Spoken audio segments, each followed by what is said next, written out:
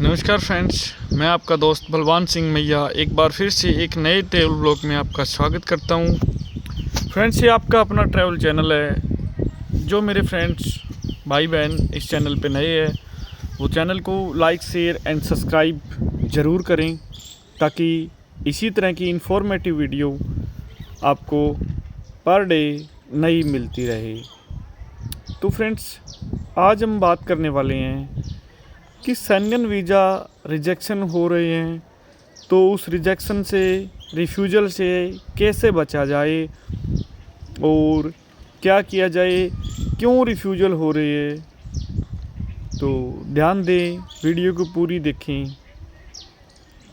तो सबसे पहला रीज़न तो फ्रेंड्स यही है कि हम जिस एजेंट से हम काम करवाते हैं तो उसके पास जाते हैं तो वो सबसे पहले हमें वहीं दबोच लेता है कि पेमेंट आपसे आफ्टर वीज़ा ली जाएगी। तो उसी दौरान आफ्टर वीज़ा पेमेंट के दौरान ही वो काम सारे का सारा सिस्टम हिल जाता है। वहाँ आम इंसान सोचता है कि चलो अपना तो कुछ लगता ही नहीं है अगर रिफ्यूज़ल आ ही जाएगा तो।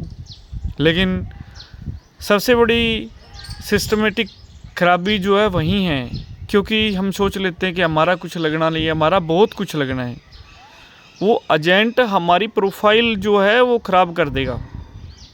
पता नहीं क्या क्या डॉक्यूमेंट्स लगाएगा, क्या कवर लेटर में लिखेगा, क्या आइटनरी बनाएगा, कैसे फ़ंड दिखाएगा। क्योंकि काफ़ी डॉक्यूमेंट्स जो होते हैं मेजर होते हैं।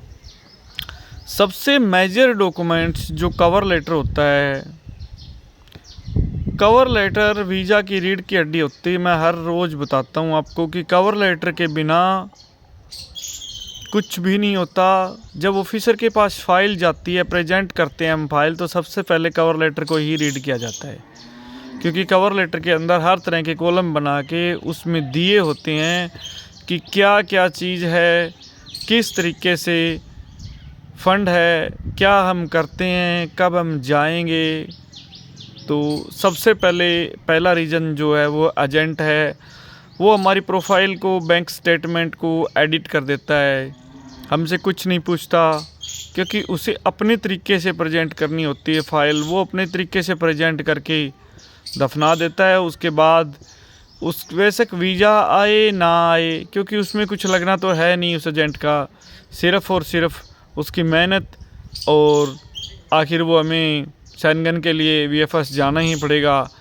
तो जब वीएफएस हम जाएंगे तो जो फ़ीस लगेगी वो हमारी लगनी है, एजेंट का कुछ लेना ना देना।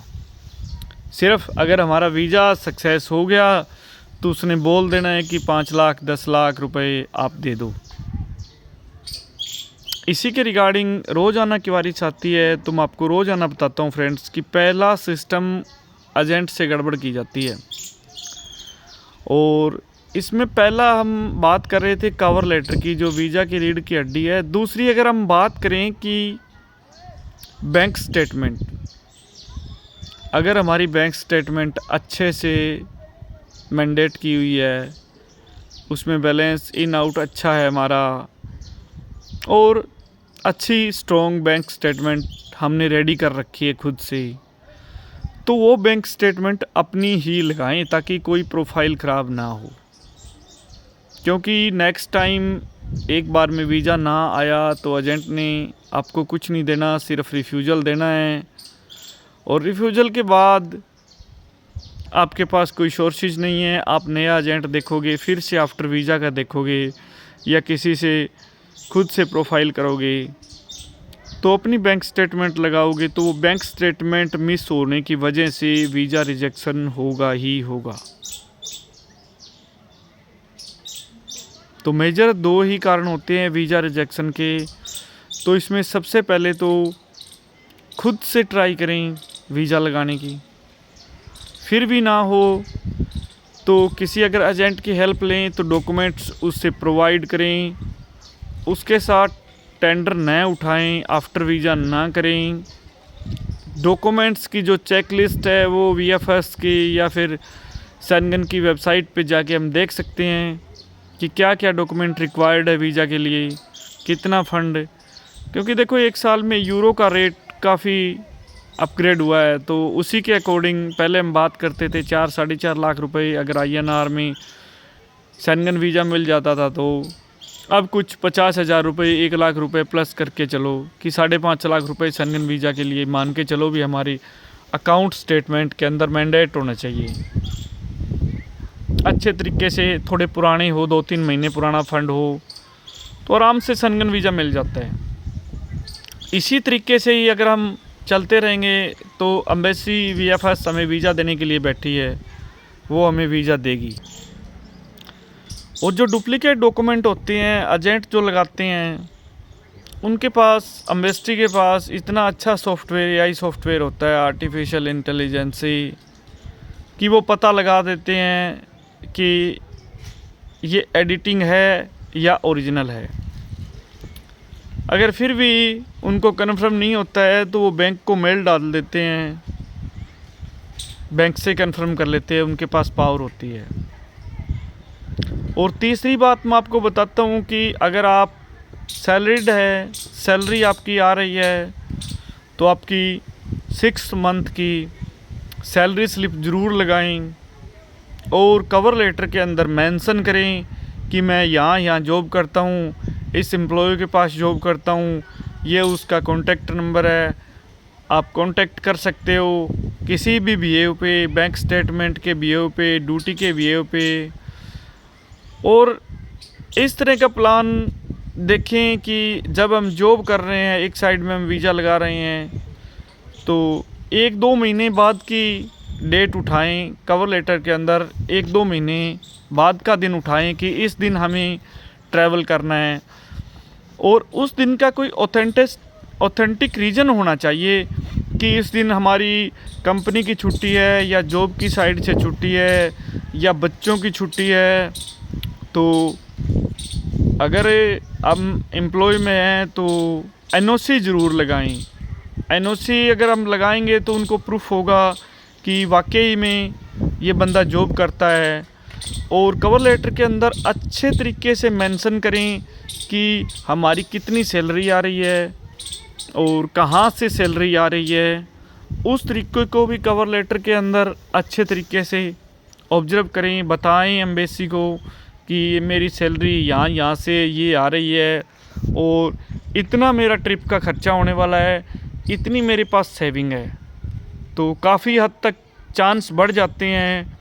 जैसे कि इनकम के प्रूफ कई बार हम ITR अकेला लगा देते हैं, कंपोटेशन चार्ट भी उसके अंदर लगाएं, करंट की ITR, अगर ITR हमारी टैक्सेबल है तो भी टैक्सेबल ITR लगाएं। जिस अकाउंट में हमारी सैलरी आ रही है उस अकाउंट की स्टेटमेंट लगाएं और उसको मेंशन करें कि इस डेट को हमारी सैलरी आई है।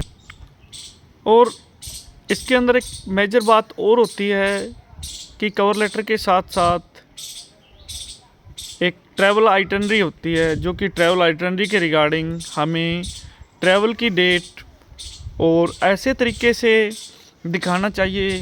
कई बार क्या होता है कि हम ऐसा प्लान दिखा देते हैं कि जैसे शेंगन हमें 1 महीने का या 3 महीने का वीज़ा देता है, तो उसके अंदर जो हमारा स्टे टाइम होता है वो 15 दिन ही होता है और आइटनरी में हम 16 दिन दिखा देते हैं, तो वो भी ना करें, वो भी नेगेटिव इम्पैक्ट जाता है।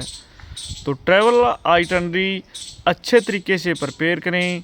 ये ना हो कि आज हम इस डेस्टिनेशन पे है, ये दिखा दें कि एक ही दिन में मैं ये और वो डेस्टिनेशन 2 विज़िट करूँगा, लेकिन उस डेस्टिनेशन का जो किलोमीटर का डिस्टेंस होता है वो 500 किलोमीटर होता है। तो एम्बेसडर को पता होता है, वो शेंगन के अधिकारी होते हैं, उनको पता होता है भी इस डेस्टिनेशन से इस डेस्टिनेशन की दूरी कितनी है, तो वो उस बात को पकड़ लेते हैं। तो अच्छे तरीके से मेंशन करें, ज़्यादा दूरी न मेंशन करें। एक सिटी के अंदर हमने 2 डेस्टिनेशन दी है, तो अच्छे तरीके से आइटनरी प्रिपेयर करें। और हो सके तो काफ़ी जो फेमस डेस्टिनेशन होती है उनकी टिकट वगैरह बाय करके वो भी इसके अंदर ऐड करें, ताकि उनको ट्रस्ट हो सके। और अपनी फैमिली के डॉक्यूमेंट्स ज़रूर लगाएं, ताकि उनको पता चल सके कि इंडिया के अंदर इसका ये है, इसकी इतनी इंडिया के अंदर प्रॉपर्टी है, तो ये वाकई इंडिया के अंदर रिटर्न करेगा। इसके बच्चे हैं वो इस पे डिपेंडेड है, तो एम्बेसी हमें वीज़ा दे देगी। कोई ख़ास बड़ी बात नहीं है, वो वीज़ा देने के लिए बैठे हैं। तो थैंक यू दोस्तों, जय हिंद, जय भारत।